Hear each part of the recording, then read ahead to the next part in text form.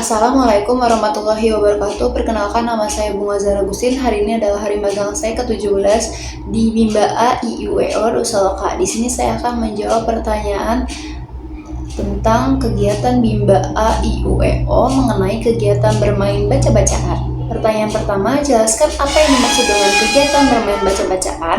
Bermain baca-bacaan merupakan segala sesuatu permainan yang isinya bermain modul baca ataupun buku cerita dan berkaitan dalam menumbuhkan minat baca pada anak. Pertanyaan kedua, jelaskan kegiatan apa saja yang termasuk dalam kegiatan bermain baca-bacaan. Yang pertama, bermain modul baca yang telah dikuasai oleh anak membaca cerita dengan berbahasa Bimba.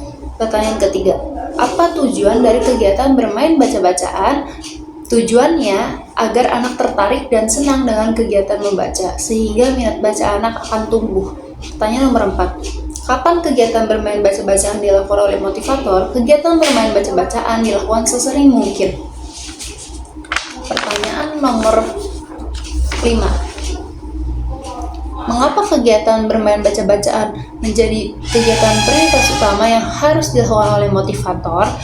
Karena kita berada di Bimba A IUEO yang memiliki tujuan khusus untuk menumbuhkan minat baca dan minat belajar anak. Pertanyaan nomor 6. Apa yang harus dievaluasi oleh motivator ketika anak bermain baca-bacaan? Yang harus dievaluasi yaitu evaluasi afeksi dan juga evaluasi kognitif. Pertanyaan nomor 7. Bagaimana cara menerapkan kegiatan bermain baca-bacaan bersama anak? Pertama, motivator mengajak anak untuk bermain baca-bacaan secara bersama-sama. Kemudian, motivator memberikan reward dan juga motivasi. Tidak lupa mengevaluasi afeksinya, kemudian memberikan kegiatan selingan dan kembali untuk mengarahkan anak untuk bermain baca-bacaan. Pertanyaan nomor 8.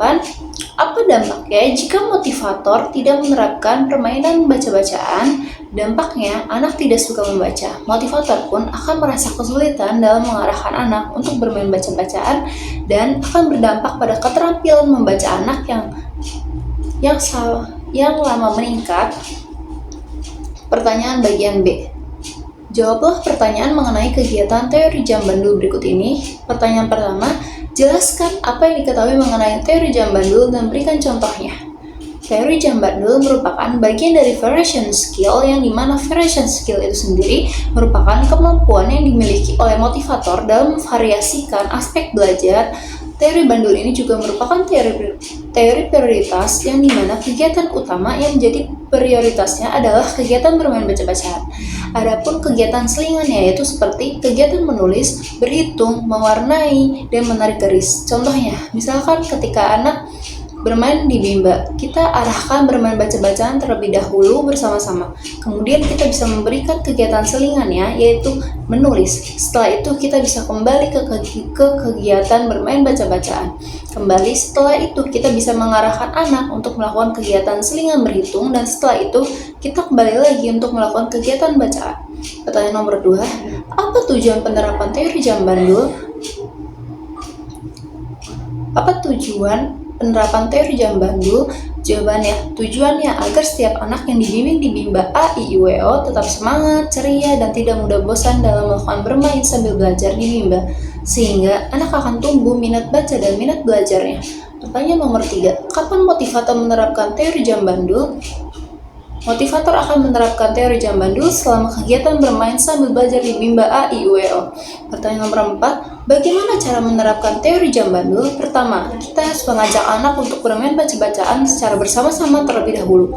Kemudian, sebelum beralih ke kegiatan selingan, kita harus menanyakan terlebih dahulu apakah anak mau menambah kegiatan bermain baca-bacaan atau ingin melakukan kegiatan selingan.